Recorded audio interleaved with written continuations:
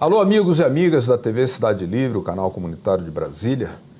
Mais uma vez estamos aqui para abordar temas contra a corrente da grande maré desinformativa que há na sociedade brasileira, porque certos temas são absolutamente vedados, vetados, proibidos para que o cidadão possa se informar, inclusive sobre o próprio voto dele, a segurança do seu próprio voto. Nosso tema de hoje é a nova derrubada da lei do voto impresso. É a terceira vez que a lei, aprovada pelo Parlamento, pelo Congresso, sofre uma retaliação no TSE, na Procuradoria-Geral e agora, dessa vez, no Supremo Tribunal Federal. Foi derrubada a lei que dá transparência e auditoria, possibilidade de auditagem do voto, ou seja, dando a possibilidade de que o próprio cidadão tenha a possibilidade, a capacidade de checar se o seu voto foi dado e foi conferido, consignado como ele espera que seja feito quando ele entra lá na cabine e aperta ali na sua urna eletrônica. Contrariando, portanto, uma tendência mundial, porque os países democráticos, mundo afora, estão fazendo uma urna eletrônica com voto impresso, com algum tipo, alguma forma que possibilite a conferência e a auditagem por parte da sociedade. No Brasil, nós não temos essa segurança. Para falar desse tema que é muito complexo, mas é absolutamente decisivo na vida, no destino de uma nação, é o próprio voto, a escolha do presidente, a escolha do Congresso. O nosso convidado de hoje é o professor Pedro Rezende Dourado, que é professor da Universidade de Brasília, professor de segurança computacional na Faculdade de Ciência da Computação, a quem dou boas-vindas por ter aceitado o nosso convite. Muito obrigado. De nada, Beto. Professor, terceira vez que esse episódio se repete. A lei do voto impresso, que existe mundo afora, foi derrubada novamente e dessa vez, ao que tudo indica, sem uma explicação qualquer. Ou seja, não se quer que a sociedade brasileira tenha o direito de saber como vota, para quem vota e ter a segurança do seu próprio voto? Bem, eu entendo que o Supremo Tribunal Federal julgou em causa própria. Desde a reforma eleitoral da Revolução de 30, consequente à Revolução de 30, que criou a Justiça Eleitoral, existe uma concentração de poderes no Poder Judiciário para executar, normatizar e julgar o processo de votação nas eleições oficiais. Foi uma reação, digamos, pendular, histórica da Revolução de 30, que tirou esse poder concentrado de fabricar resultados eleitorais, que antes se concentrava no Legislativo. O Congresso Nacional tinha 8 meses para divulgar o resultado oficial das eleições. 8 meses? Na República Velha, sim. Naquela época, os mapas eleitorais vinham de navio, a cavalo, dos rincões do Brasil. No lombo do burro. Isso, e tinha que dar tempo de chegarem no Palácio Monroe, no Rio de Janeiro. E aquilo iniciava uma espécie de terceiro turno em que os parlamentares decidiam quais mapas eles iam considerar mapas de votação, que hoje corresponde ao boletim de urna, né? O resultado local de cada sessão eleitoral. Eles tinham tempo e entravam em acordo para decidir quais boletins de urna iam ser considerados fraudados, iam ser refeitos lá no Palácio Monroe, e faziam a conta de chegar para decidir quem ia ser eleito em cada estado para cada cargo. Assim foi a República conhecida como Café com Leite, né?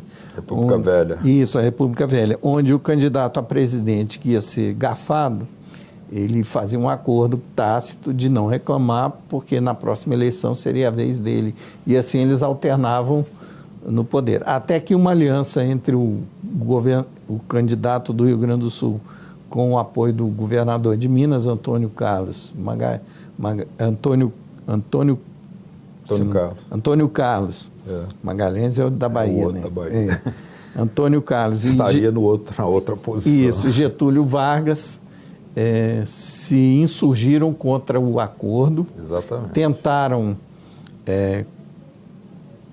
reverter o processo, tornando público a desavença, mas isso não foi suficiente num primeiro momento para reverter a situação. Júlio Prestes tinha sido declarado pelo Congresso presidente eleito na eleição de 30, até que foi morto o terceiro aliado do Antônio Carlos, o mais fraco da aliança, que era o governador da Paraíba, João Pessoa. E isso, então, finalmente funcionou como estopim para uma ruptura institucional onde os liberais da época e os segundo escalão do Exército, os coronéis, né? Os tenentistas, se aliaram para derrubar o governo de Washington Luiz. A famosa Revolução de 30. Exatamente. Né? Que instaura o voto impresso, voto secreto. Exatamente. E a justiça eleitoral. Foi nesse momento que o poder concentrado para fabricar o resultado eleitoral que ficava no Legislativo foi transferido para o Judiciário.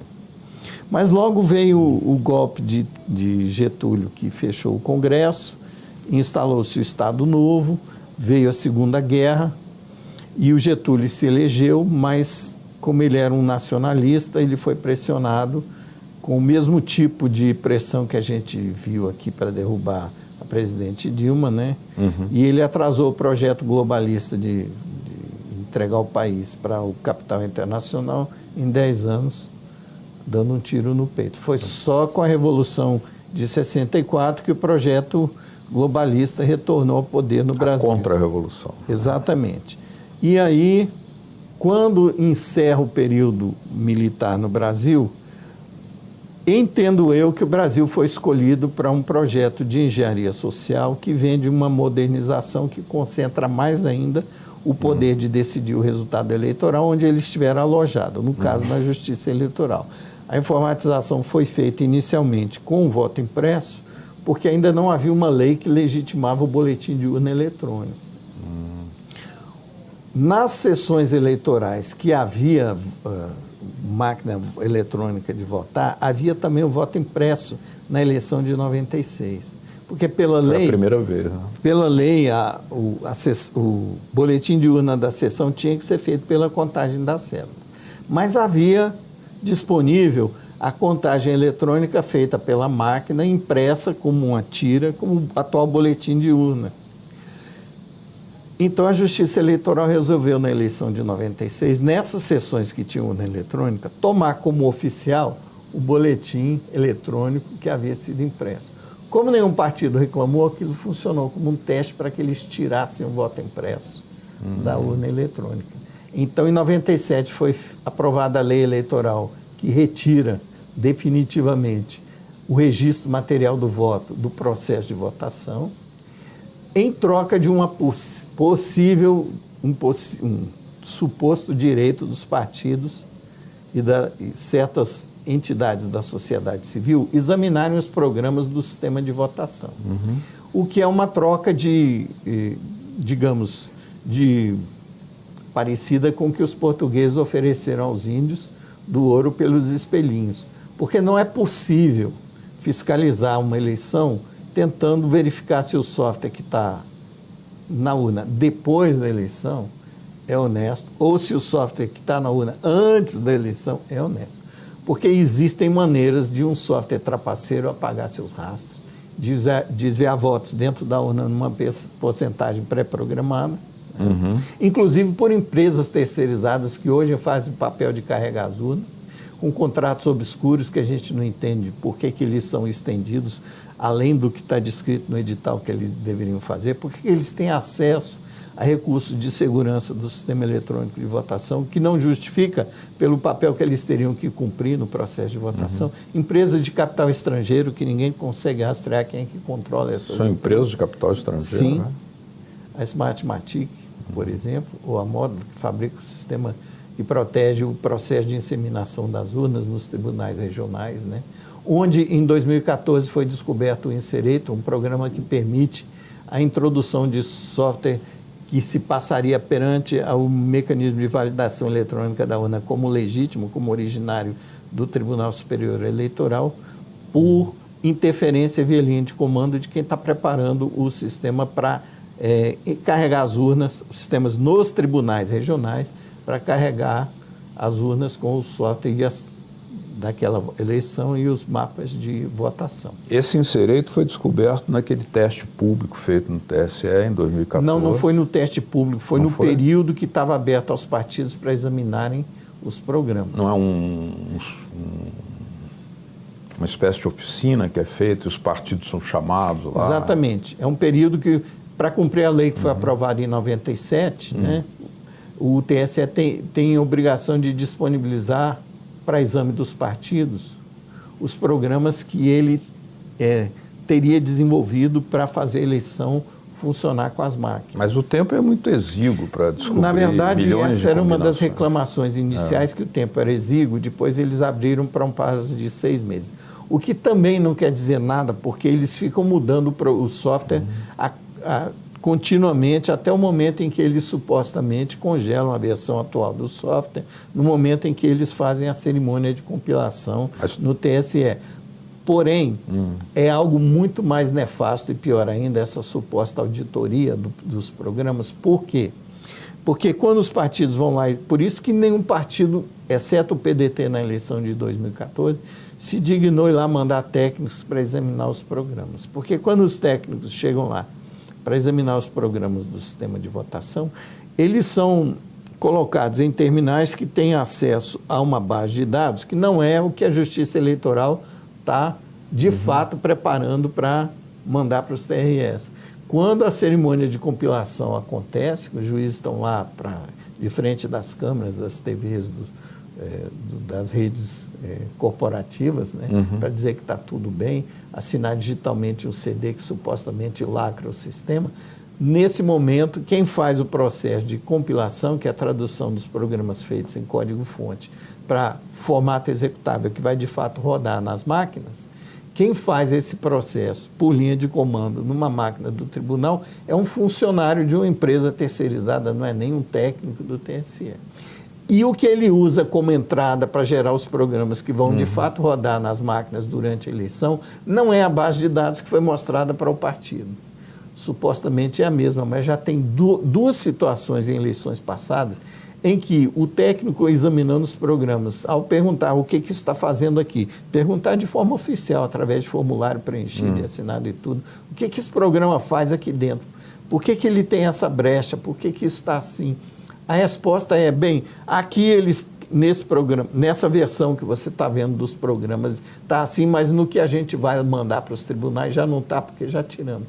Então, eles admitem que eles mostram uma versão dos programas enquanto eles trabalham com outra. Então, essa fiscalização de examinar programas que eles oferecem para os partidos... É ineficiente. Fato, então. É totalmente inócua, é para inglês ver, para cumprir a lei que tirou do eleitor o direito de acompanhar o processo de contagem, que é uma etapa administrativa do processo de votação que não tem nada a ver com o sigilo do voto. O sigilo deve ser para o registro do voto, não para a contagem. Agora, ainda assim, o professor Diego Aranha, né?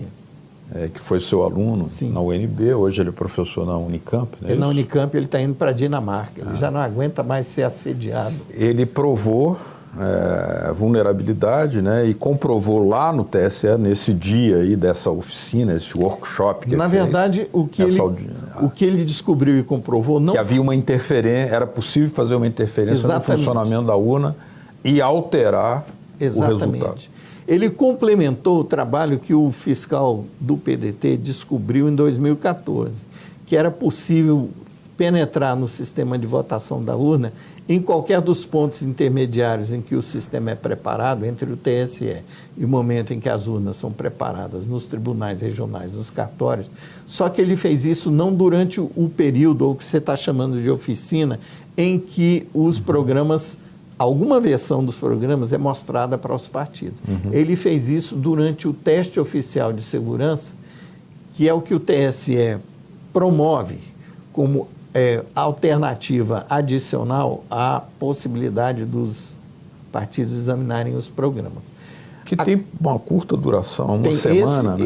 O de teste de segurança são, na verdade, só 2 dias que os programadores podem, de fato, examinar programas. Quer dizer, é muito pouco tempo para descobrir uma enorme possibilidade de combinações. Comparado a quem tem acesso privilegiado a poder manipular o sistema durante todo o processo de preparação, que leva mais de 1 ano, né? É uma desvantagem enorme, quer dizer, sistemática. Não é um teste realista, porque coloca o testador em situações muito mais restritivas. Mas ainda assim ele provou que havia uma fraude, uma possibilidade de fraude. Ainda assim ele provou que era possível alterar de fora o funcionamento da urna. E é pior, não só ele teve só 2 dias, mas ele não teve acesso ao material criptográfico que os terceirizados, a partir do edital de 216 de 2018, desse ano, passaram a ter o material criptográfico onde está concentrado todo o mecanismo de proteção de segurança digital do sistema de votação. As chaves criptográficas que são usadas para verificar a integridade dos programas que entram, né? Agora explica para o nosso telespectador o que é o Inserator que vocês acharam lá. Bem, isso já é um assunto de 2 anos atrás. Bom, mas tem que contar. Essa informação não circula. É um programa... Ou circula pouco. Que ficava junto com o sistema de proteção ao mecanismo de preparação da urna, ou seja, um programa de segurança que, em tese, deveria garantir que o que está rodando nos tribunais regionais para preparar as urnas é exatamente o que o TSE enviou para os TRS. Esse programa tinha uma espécie de porta de fundo, que era um Inserator, que nenhum outro programa do sistema conhecia ou utilizava, porque nenhum outro programa fazia chamadas a ele, mas que podia ser acionado pelo teclado, por quem conhecesse o nome dele e soubesse como invocá-lo com os parâmetros necessários. Os parâmetros necessários são chaves adicionais para assinar e verificar a assinatura de programas que teriam vindo do TSE. Então, um dos usos possíveis desse Inserator é para quem conhecesse ele operando lá no Tribunal Regional, nos tribunais regionais, na hora de preparar as urnas para a votação, daí a 1 mês, né, poder chamar por linha de comando um novo par de chaves que está em algum lugar da internet e, diferente do que o mito diz que diferente do que o discurso oficial dá a entender, o discurso oficial diz que a urna não tem conexão com a internet. Diretamente em tempo real não, mas indiretamente tem, porque os sistemas nos tribunais que preparam o material que vai ser inseminado nas urnas, para que as urnas funcionem durante a eleição, esse contato que a urna vai ter com o mundo externo, essas máquinas dos tribunais regionais que preparam o material que vai ser inseminado nas urnas, essas sim têm acesso à internet. Estão conectadas com a internet. Estão conectadas na internet. Então, em tese, é possível alguém que conhecia o Inserator usar por linha de comando uma instrução para que fosse baixada uma chave de algum site remoto, né, de algum lugar, que assinasse programas que também viriam de algum site remoto, né, para entrar na urna no lugar do software que estaria vindo do TSE. Quando você fala alguém que conhecesse, aí nós estamos aí uma enorme possibilidade, já que são empresas terceirizadas. Exatamente. Que cuidam da manutenção das urnas, né? Manutenção que se chama, é isso? E no caso dessa empresa... Manutenção é uma palavra vaga, né? Eu diria elástica. Preparação, é o termo que eles usam, né? Preparação. E pior, essa empresa que faz esse sistema chamado JEDI, Sistema de Proteção, Preparação da Urna, ela vem renovando um contrato que foi firmado há décadas atrás, tendo vencido um edital. São 7 aditivos de renovação do contrato, que nunca é... Sempre a mesma empresa? Sempre a mesma empresa. 7 contratos? 7 aditivos. Para as últimas 7 eleições. E hoje ela é controlada por um ex-araponga da Kroll, aquela empresa de espionagem que andou fazendo estripulias no Brasil na época da privatização das teles. Né? É verdade. E controlada pelo filho de um ex-ministro do Supremo, né? Thompson Flores. Thompson Flores. É essa empresa que é responsável pelo Insereto ter sido encontrado no Jeddah em 2014. E essa empresa também é de propriedade de um Wilson Mineiro? Não, que foi essa é uma outra empresa. Outra empresa, que também atuava nessa área. A Módulo que é responsável pelo Jeddah. A outra empresa é aquela que fornece mão de obra para os tribunais fazerem uso dessa plataforma que o Jeddah controla para inseminar as urnas. Então, numa espécie de divisão de tarefas, uma empresa prepara um software que tem uma porta de fundo, outra empresa, né, vai fornecer os funcionários que vão usar o software que tem uma porta de fundo. Essa segunda empresa, como se chama? Eu não me lembro de cabeça o nome dela, mas... Bom, um dos seus proprietários, sócios proprietários, era o Wilson, que foi secretário de Planejamento do governo de Minas. Que fez o plano de TI de um dos candidatos da eleição. Plano de governo para a tecnologia da informação, ou para a ciência e tecnologia, não me lembro exatamente. Né? E essa empresa cuidava das urnas do TSE.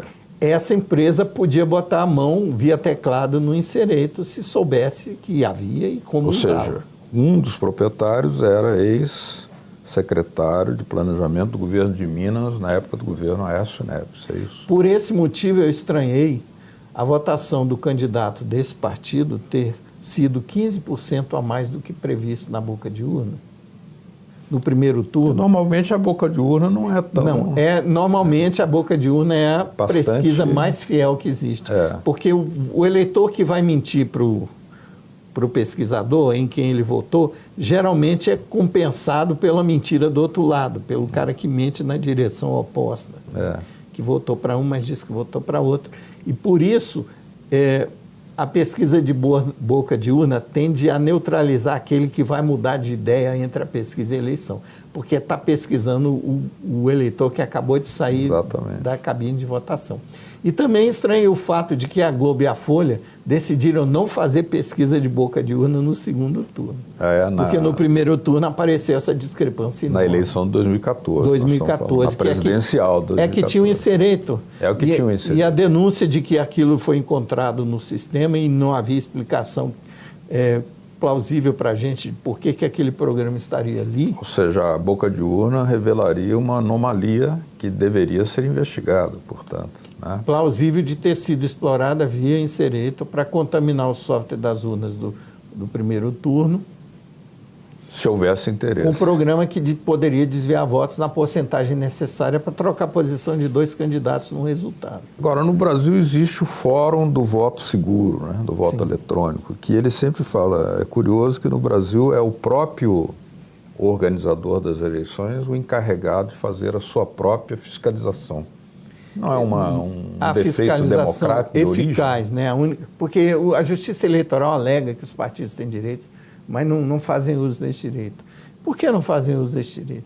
Porque, como eu tentei explicar anteriormente, esse direito que é dado aos partidos de fiscalizar é totalmente inócuo, é uma pura palhaçada, é só para inglês ver, porque não tem eficácia nenhuma. Você examinar uma urna depois da eleição, que poderia ter sido contaminada, né, com a ajuda do Insereto, com um programa que desvia voto.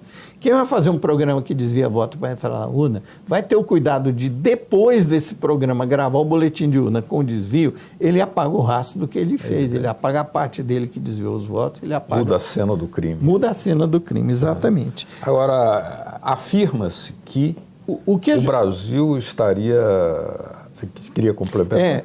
O que a Justiça Eleitoral alega é que existem vários mecanismos de proteção, mecanismos de segurança, que os partidos têm direito, votação paralela, tudo totalmente inócuo, né?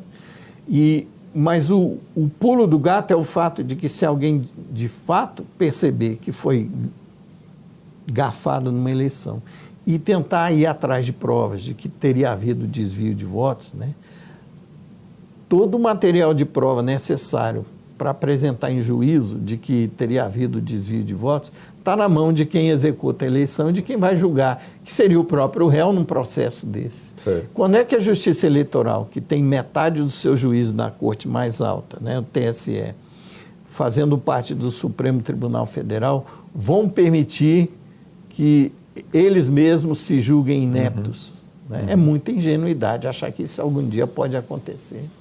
Bom, esse tipo de interferência, de concentração, de conflito de interesses entre quem julga e quem é réu, normalmente é evitado no Código de Processo Penal, mas na Justiça Eleitoral isso é totalmente, é a norma, e não a exceção que é combatida pela norma. O organizador fiscaliza a si próprio. Isso. Por isso eu acho que a única solução diante dessa terceira derrubada como inconstitucional, com argumentos totalmente kafkianos. Mas agora o argumento qual foi? É muitos gastos? Impossível entender, porque tecnicamente não tem fundamento. Mas o que você falou, o que você apresentou? Porque na vez passada era que seria perdido o sigilo do voto, o que também não é fato. Eu ouvi dizer, de tanta irritação que me causa tentar ouvir juízes falarem de argumentos técnicos sem nenhum fundamento, eu preferi não acompanhar as discussões, né? Mas eu ouvi dizer que se argumentou em relação, novamente em relação ao risco ao sigilo do voto, né? O que é uma extrema ironia que coloca a Justiça Eleitoral Constitucional do Brasil como motivo de pilhéria, galhofa no judiciário internacional, que é o seguinte: o Brasil é o único país do mundo em que o eleitor é identificado na mesma máquina que vai registrar o voto dele. Então a justiça é cega para esse detalhe como um risco a sigilo do voto. Porque se o programa quiser cruzar a identificação do eleitor com o voto e produzir um relatório para a Justiça Eleitoral, ninguém vai poder saber se está acontecendo isso ou não, porque esse programa pode produzir esse relatório e depois se apagar. Agora, pergunta que eu ia fazer era a seguinte: na sessão do do Supremo Tribunal Federal, recentemente, em que um advogado da Associação de Peritos Criminais da Polícia Federal apresentou a sua argumentação de maneira muito didática, né, provocando inclusive uma certa surpresa nos ministros, e ele foi muito didático, revelando, citou inclusive o seu trabalho, de Diego Aranha. Ele dizia que o Brasil está na contramão da tendência universal que cada dia mais avança na implementação de registros físicos, ou seja, registro impresso do voto para garantir a lisura, sem perda do sigilo, evidentemente, e, ao mesmo tempo, possibilitando aquilo que hoje não é possível, que é a recontagem, se for reivindicada por algum candidato que se sentir lesado, né? Sem o voto impresso, como é que se faz? É verdade que nós estamos contrariando essa tendência mundial? Exatamente, perfeitamente. O penúltimo país a ter um sistema de votação como o nosso, que não permite recontagem, foi a Índia. E depois de um teste mais honesto do que é feito aqui, ou seja, mais realista do que é feito aqui, né? Onde os pesquisadores foram dados condições de trabalho para os testes mais próximos ao que teriam potenciais agentes infiltrados na produção e preparação do sistema para produzir uma fraude durante a votação, eles mostraram para as autoridades indianas quão frágil era o sistema. E isso provocou uma mudança na legislação indiana que passou a exigir o registro material do voto. Então, o penúltimo país a abandonar essa forma de votação, que concentra o poder de mudar o resultado de uma eleição em quem prepara o sistema de votação, né? Eu costumo dizer que a fraude possível de ser feita num sistema de votação puramente eletrônico, ela é diabólica porque ela é invisível e por atacado. né? 2 programadores, um que faz o inseritor e um que opera a preparação das urnas em um estado, portanto 23, um em cada estado, mais um que prepara o inseritor, né? É capaz de desviar votos suficientes, partindo de uma pesquisa de urna que descobre qual a diferença necessária para trocar a posição de 2 candidatos no resultado, inclui aquela diferença no desvio de votos que o programa fraudulento, o programa trapaceiro, a ser inserido durante a preparação da urna, vai produzir e divulga o resultado da eleição, já incluindo o desvio que esse programa fará na eleição durante a votação oficial. Sinal de que isso pode estar acontecendo são uma quantidade grande de pesquisas antes da eleição divergindo próximo ao dia da eleição, dando resultados diferentes, né? Além do desvio padrão, que normalmente é entre 2% a 3%, né? Estatisticamente calculado assim, pelo tamanho de amostra que os institutos de pesquisa costumam fazer. Enquanto que a fraude possível com o registro material do voto é de varejo e visível. E mais, numa eleição parelha, geralmente a fraude que é de varejo e visível, ela costuma se autocancelar, porque nas sessões eleitorais ou nas regiões onde um partido domina o ambiente de votação e consegue forçar a barra, neutralizar a ação de fiscais do outro partido, para poder manipular registro de votos 1 a 1 naquela sessão eleitoral, essa ação costuma ser neutralizada em locais onde o outro candidato, que está próximo em pesquisa de intenção de voto, ao que está fazendo isso num lugar, consegue fazer no outro, e essas fraudes locais costumam se cancelar. Ao passo que a fraude no sistema puramente eletrônico pode ser feita por poucas pessoas e ela não tem neutralização, a menos que haja uma corrida entre quem pode fraudar dentro do sistema para ver quem faz a fraude por último. Então, a fraude mais perigosa hoje com o sistema puramente eletrônico é aquela na totalização, aquela que é feita nos tribunais que vão totalizar os boletins eletrônicos de urna. E, para isso, o eleitor ainda tem alguma possibilidade de fiscalizar esse último tipo de fraude, que é o da totalização, acompanhando o boletim impresso que a urna emite no final da eleição, do dia da votação, comparando com a entrada da respectiva sessão eleitoral na planilha que vai totalizar votos, né? Mas isso não impede que haja desvio de votos dentro da urna com software trapaceiro que é introduzido durante a preparação do processo de votação, cerca de um mês antes, né? Durante com ou sem o conhecimento ou consentimento da própria Justiça Eleitoral. Então, o último país que tem sistema puramente eletrônico no mundo hoje é o Brasil. É o Brasil. Depois que a Índia, em 2014, abandonou esse tipo de votação. Todos os que começaram assim já perceberam a furada que é concentrar poderes em quem prepara o sistema de votação, de poder produzir um resultado que não pode ser auditado por ninguém, exceto por quem fez a fraude. Inclusive é dito por especialistas que fazem a comparação nessas eleições país afora, vários países, né? De que quando há o voto impresso, o registro material do voto, como você fala, é possível na própria sessão, se houver alguém que discorde, já fazer a checagem se houve desvio. Exatamente. Ou não. Na maioria ali tem 300 votos, faz-se a contagem e elimina-se qualquer confusão. No Uruguai é feito assim. No Uruguai? No Uruguai, na França é feito assim. Então. Ou seja, a apuração, a conferência via registro material é feito no local da votação. Fácil. Elimina a possibilidade de manipulação durante o transporte para ser feito em outro local. Naquela totalização. Mas exige uma participação mais efetiva e intensa dos partidos durante o processo de votação, coisa que o brasileiro já foi adestrado a ignorar. Esterilizado. O Brasil teve com intensa propaganda oficial da Justiça Eleitoral, foi adestrado a tratar a eleição como uma espécie de videogame, onde o eleitor tem uma posição extremamente passiva. O foco de fiscalização é colocado em dinheiro de campanha, em resultado depois que das ações do candidato depois que ele é eleito, se ele vai cumprir promessas. Nada.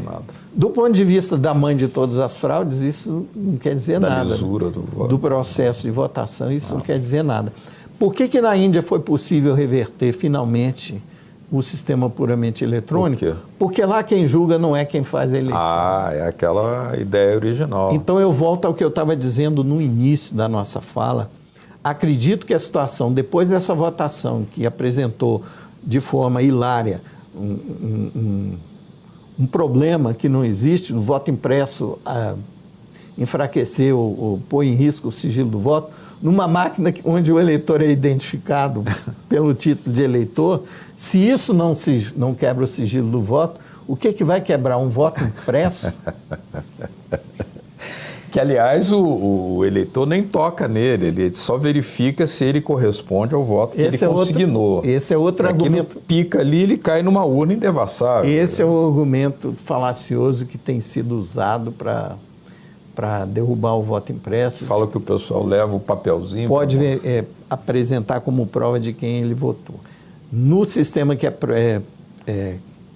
planejado para reintroduzir o voto impresso no Brasil, isso não aconteceria porque o eleitor, inclusive a lei diz isso explicitamente, né, não tem contato com a cédula. A lei diz. A lei que foi derrubada diz. E a lei anterior que foi derrubada dizia também que a máquina que registra o voto do eleitor não pode ser a máquina que identifica o eleitor. Esse dispositivo, que era o inciso 2º do artigo 5º da Lei 2.704, que foi derrubado em 2013, se não me engano, né? 2013, se não me engano.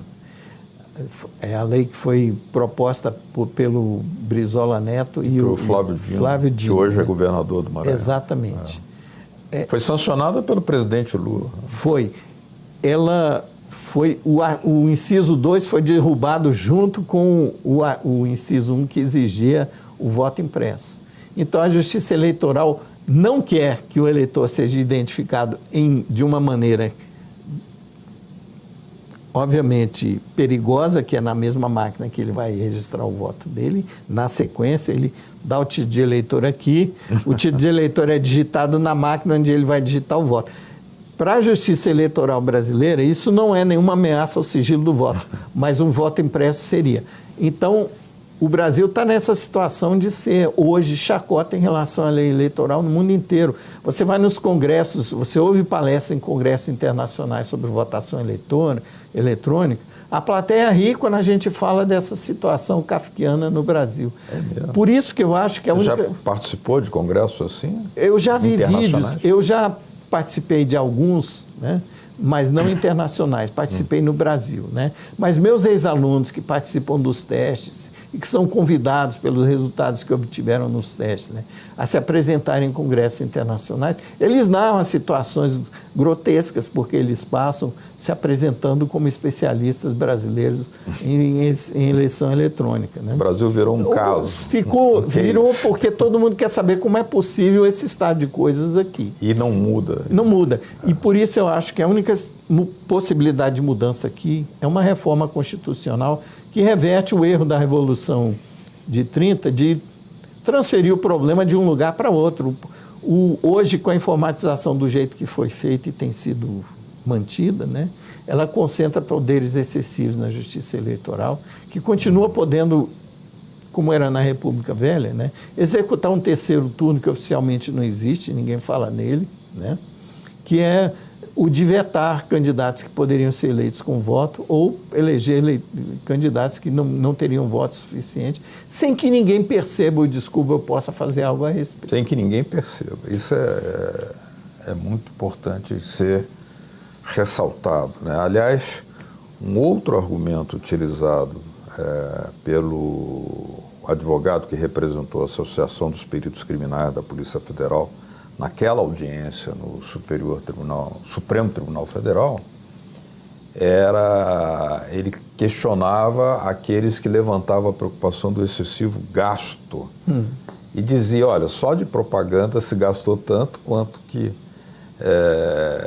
um gasto para dar uma verdadeira segurança ao eleitor, a democracia brasileira com o registro do voto impresso, gastaria tanto, né?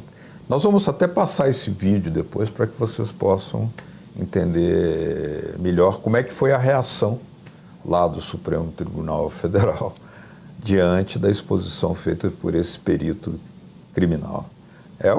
Esse negócio do gasto não tem sentido nenhum. Não, porque eles, a pretexto de cumprir a lei que exigiria o voto impresso, que ainda estava valendo no período entre quando ela foi aprovada e quando ela caiu no Supremo, né, eles inventaram um edital para propor uma modernização do sistema de votação, onde eles basicamente replicaram todo o sistema de votação a pretexto de precisar imprimir o voto.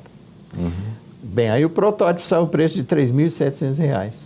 Quando, na verdade, o que eles poderiam fazer, como foi sugerido e como foi feito nas versões anteriores em que foi... andamos no processo de retorno ao registro material do voto até o ponto em que urnas foram preparadas para imprimir voto, exatamente como foi em 96 com os primeiros protótipos. Uma segunda impressora acoplada à urna, porque a urna já tem uma impressora, aquela que imprime o boletim de urna. Claro. Uma segunda impressora para imprimir votos sem contato com o eleitor, porque a impressora que existe hoje, ela cospe o papel para fora, o boletim de urna, para o juiz, o mesário pegar, entregar a quem tem direito de receber, pregar uma cópia na porta da sessão eleitoral. Os fiscais do partido. E botar uma cópia no envelope que vai para o registro, para o cartório eleitoral, junto com o pendrive que contém a versão eletrônica desse boletim de urna, que é o que vai ser lido para totalização no Tribunal Regional ou, no caso de votação para presidente, no TSE. Então, o envelope que vai para o Tribunal Regional, para o cartório, para de lá e para o Tribunal Regional, nos cartórios os pendrives são lidos e o envelope com a versão impressa é mandada para o Tribunal Regional, né? Esse envelope leva também uma cópia impressa, né, do boletim de urna. Essa impressora, ela tem contato externo porque ela imprime documentos que tem que estar na mão de quem está fazendo a eleição ali, quem controla a urna.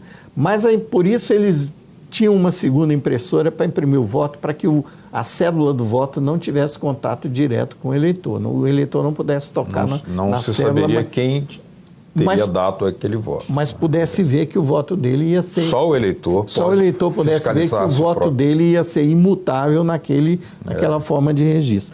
Por que eu me refiro a registro material e não voto impresso? Porque tem uma segunda forma de você registrar materialmente o voto, que é não imprimi-lo e sim marcá-lo para leitura ótica, que é como é feito na maioria das sessões eleitorais nos Estados Unidos hoje. Nos Estados Unidos hoje, os estados é que regulam seus sistemas de votação. 38 dos 50 estados preferem usar as máquinas que leem oticamente um formulário onde o eleitor marca, tipo como era o vestibular antigamente. Uma canetinha. Assim. Um lápis ou uma caneta, no quadrinho os candidatos que ele quer escolher, né? Então, existem duas formas de registrar materialmente o voto. Isso nos Estados Unidos, assim. Nos Estados Unidos e em outros países do mundo. Existem duas formas de registrar materialmente o voto, ou na entrada ou na saída. Na entrada eu voto escaneado, na saída eu voto impresso. Então, para a gente incluir as duas opções, a gente fala do registro material do voto em discurso sobre a arquitetura de sistemas de votação.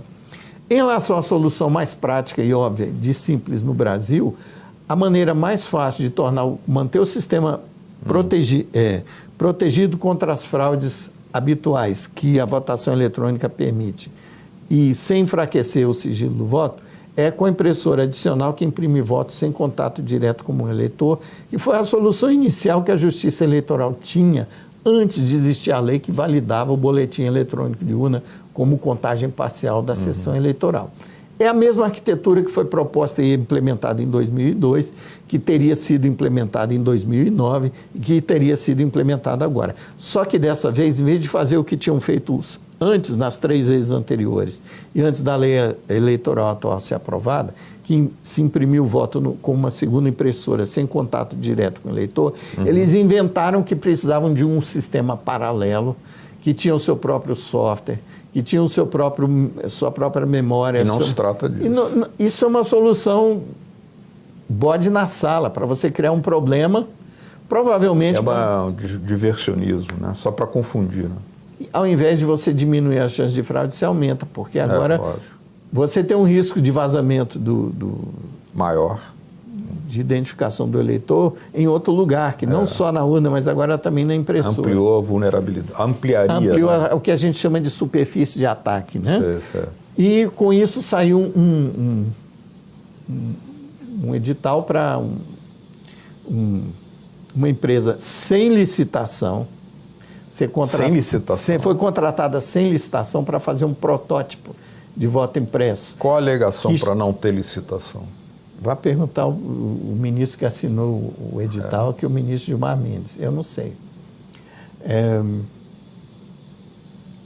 Provavelmente para agradar alguém que tinha um litígio sobre patente do voto da urna, para ter mais um aliado na área técnica, né? Que apresentou um contrato de 7 milhões, apresentou o protótipo, que foi totalmente descartado em novembro desse ano, de 2017, ele apresentou o protótipo ao preço de 3.700. Basicamente uma segunda urna que imprime voto para rodar em paralelo com a primeira. Mas se você simplesmente parafusar uma impressora, né, como acoplada na urna atual, você só precisa de um contato elétrico que as impressoras de mercado, de prateleira que existem, por exemplo, as mais simples, que imprimem cupom fiscal, elas têm que ter uma memória contra manipulação indevida, porque elas não são acopladas a computadores, elas trabalham via conexão que pode ser interceptada, via USB. Já no caso do sistema de votação eletrônica, que é um sistema que tem um dono só que controla tudo, ele poderia, se ele quisesse implementar a lei de boa vontade, em boa fé, ele poderia escolher a solução mais racional, que é o que ele fez em 96, em 2002, faria em 2009, que é parafusar uma urna com contato não interceptável elétrico entre a impressora e a urna, para não precisar replicar todo o sistema de votação num outro dispositivo. Nesse caso, sairia por R$200, se fosse comprar, em média, se fosse comprar por atacado, uma simples impressora que imprime aquela tira de papel que são R$200 para a segurança dos destinos da nação. Eu dou um exemplo. A impressora embutida dos caixas eletrônicos, ela não precisa de replicar o sistema de contabilidade do banco, ela simplesmente precisa de um contato interno para imprimir o recibo. Claro, né? claro. E ela não é motivo para o eleitor não ter o recibo das transações que ele faz. Exatamente. Né? Que seriam mais um ponto de ataque ao sistema eletrônico do banco. Agora, nessas três eleições que você falava aí, 1996, 2000 e 2002, 2009, 2010. 2010, né? Aliás, ali seriam 3% de urnas eletrônicas, né? Com registro. 2010 foi quando a lei estava valendo. Estava valendo. Tinham que ser compradas novas urnas já preparadas para a impressão do voto. Mas eram 3% só. Não, isso é invenção. Isso foi no começo, em 96. Em 96 começaria com 3%. 96 foi a quantidade de urnas que tinham disponíveis. 2002 foi um acordo do Nelson Jobim, que era presidente do STE, com os senadores que estavam propondo a lei que exigiu o voto impresso, que foi o senador Brizola e o senador Requião, de que ele retardou a aprovação da lei para que ela não mais pudesse ser exigida em 2002. Para que não houvesse tempo hábil de implantação. O motivo para ele retardar foi um pedido que eles não votassem ainda no Congresso, que o TSE ia apresentar uma sugestão de alteração do projeto de lei. Sempre aparece isso, arrastaram os pés até cumprir o prazo de 1 ano antes da eleição. Ele disse, não podem mais exigir que a gente imprima o voto porque está fora do prazo da lei para mudar o processo de votação. Então, o que a gente pode fazer agora é um teste, entre aspas, com 5% dos sistemas eleitorais. E aí a Justiça Eleitoral, na época, entendeu que aquilo não era obrigação, era voluntário. Opcional. Isso. E aí ela sabotou o próprio processo de impressão do voto. Nós estamos, me parece, não sei, pode ser caracterizado como um impasse democrático, constitucional, né? Exatamente. Porque o Congresso faz o que deve fazer, vota as leis, elabora e vota as leis, aprova, e o Judiciário revoga. Depois aprovou, já é a terceira vez. Mas é pior. Aprovou, reprovou. Revoga em causa própria para manter um poder absoluto de produzir resultado eleitoral. Então, como é que nós vamos que não deveria existir numa república. Como é que nós vamos A superar? república quer dizer res pública. Então, o processo de contar votos deveria ser um processo administrativo. O que a Justiça Eleitoral faz? Se arvora de poder judiciário, não só na hora de julgar o resultado eleitoral, mas na hora de administrar o processo de votação.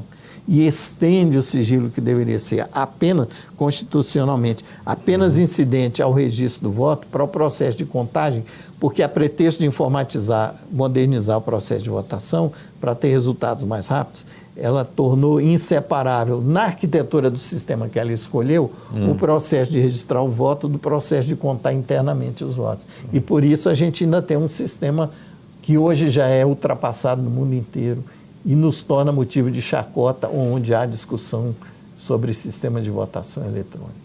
Muito bem. Bom, muita informação, né? Vocês viram aqui. Nós vamos oferecer mais uma informação. Vamos reproduzir agora o vídeo em que o advogado da Associação dos Peritos Criminais da Polícia Federal sustenta a defesa do voto com registro material, voto impresso, a lei do voto impresso, perante o plenário do Supremo Tribunal Federal. Vocês vão ver aí como reagem os ministros. É muito interessante, é muito didático esse vídeo. Resta agradecer aqui ao professor Pedro Rezende Dourado pelas suas explicações. Posso corrigir meu nome? Pedro Dourado Rezende. Isso. Eu fiquei em dúvida mesmo na hora de falar. Pedro Dourado Rezende. Isso, Pedro Antônio Dourado de Rezende. Pedro Antônio Dourado Rezende.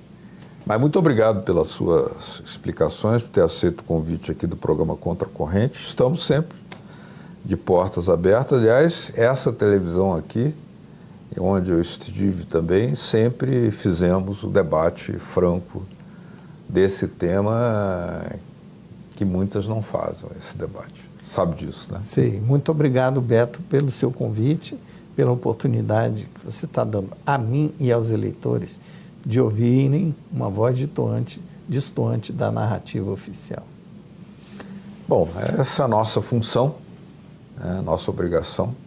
Como TV Cidade Livre, há 20 anos, completamos agora esse ano, democratizando a informação e a cultura, mesmo sobre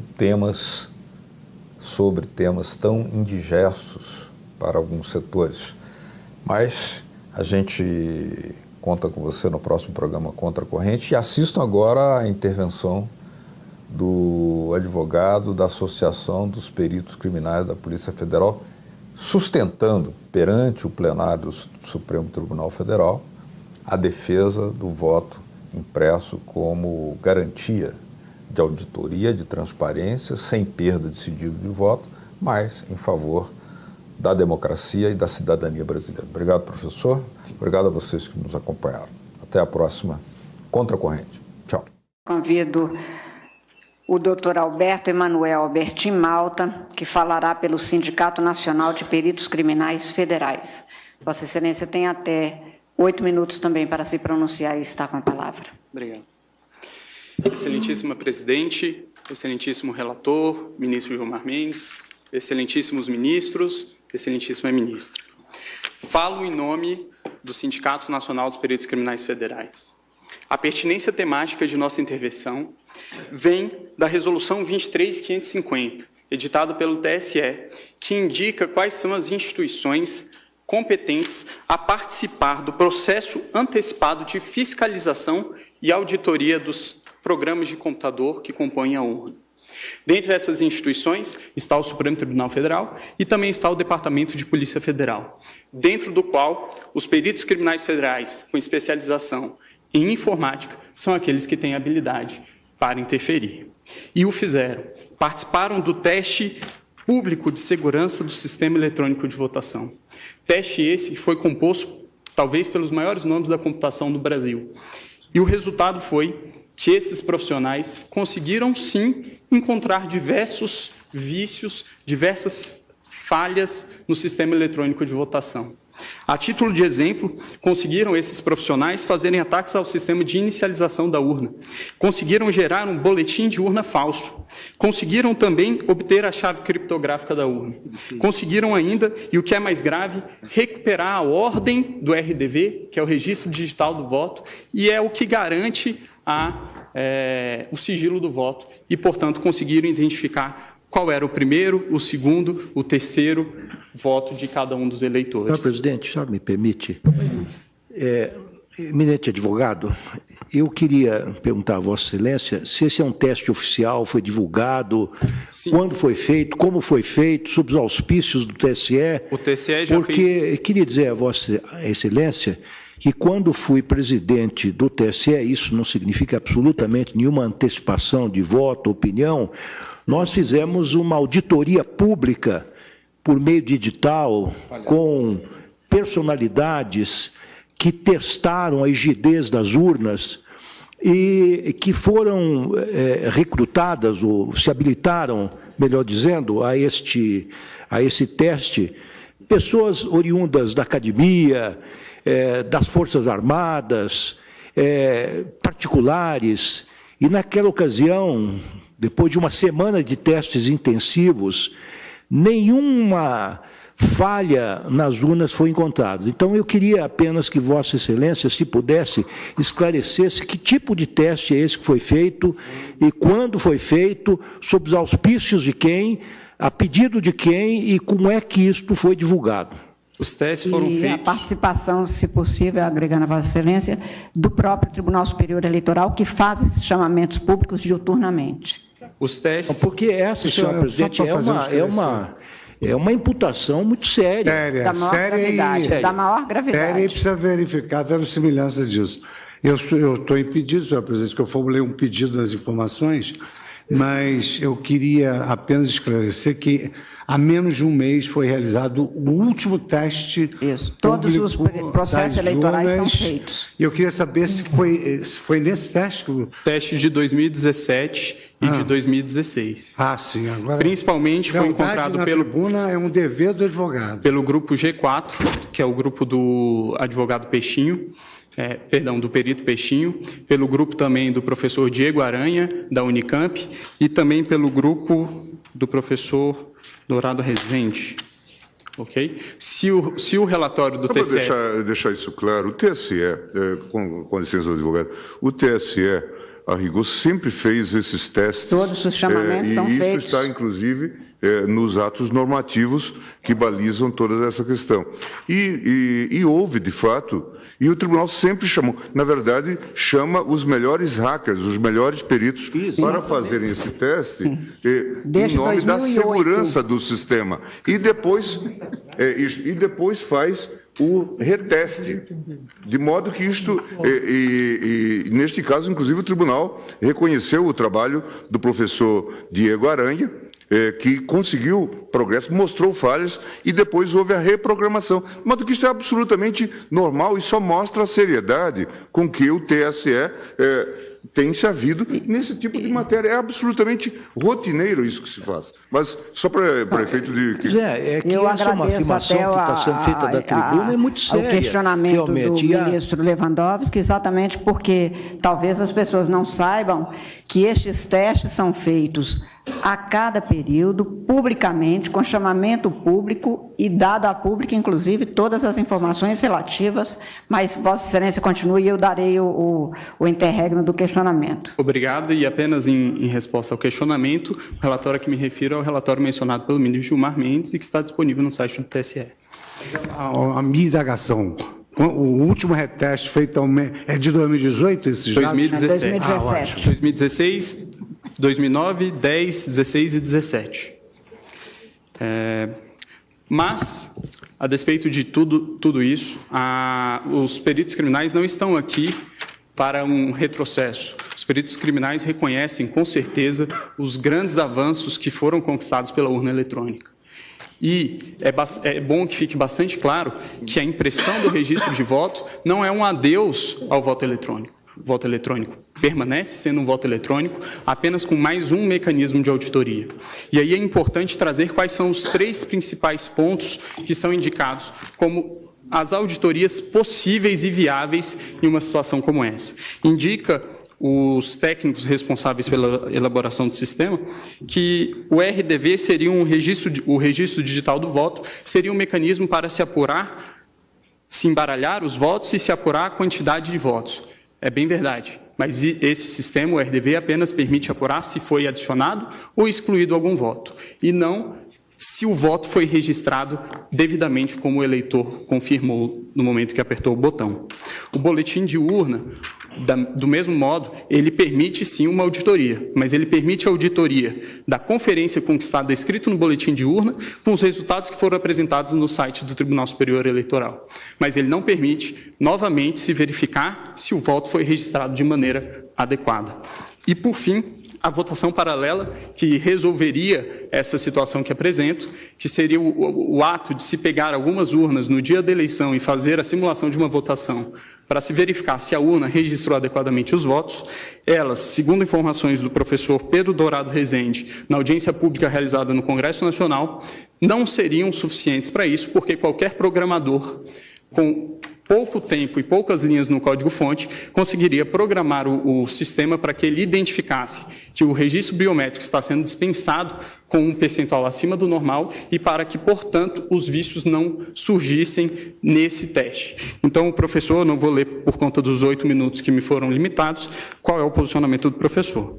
E indica ainda o professor Diego Aranha, que existe ainda a possibilidade de fraude interna. Obviamente, os peritos criminais não estão aqui a dizer que existe algum tipo de fraudador dentro do TSE, nunca diremos isso e acreditamos que todos que estão lá são corretos. Mas o que está a se dizer aqui é que a democracia de um país não pode estar sujeita ao controle de alguns poucos técnicos que têm acesso ao código-fonte e também às chaves criptográficas. É necessário haver um controle do controlador. Garantir a auditoria ao próprio sistema eletrônico que se pretende ver se está sendo fraudado ou não, é garantir ao fraudador fraudar a própria auditoria. Então, a impressão do voto, ele permitirá que, em eventual situação de dúvida a respeito da rigidez do processo de escrutínio, possa haver efetivamente uma auditoria. E em relação a algumas das preocupações que foram trazidas pela Procuradora-Geral, várias delas já foram respondidas por uma resolução que veio a ser editada posteriormente pelo TSE, que é a Resolução 23.521, que dispõe, inclusive, como funcionaria no caso de a urna dar um problema, a impressora travar. Dispõe a resolução que existirá também uma impressora de contingência, haverá um lacramento sem contato humano para que essa impressora possa ser substituída.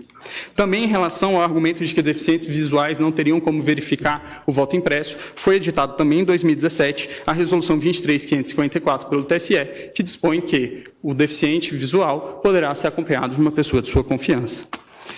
Sobre o risco também de que, durante uma pane da impressora, o fiscal de urna poderia chegar e ver qual é o voto daquela pessoa que está dentro da cabine, esse argumento também não me parece bastante plausível, tendo em vista que a urna eletrônica também pode travar com a sua tela congelada e também um fiscal de urna teria que entrar para trocar pela urna de contingência.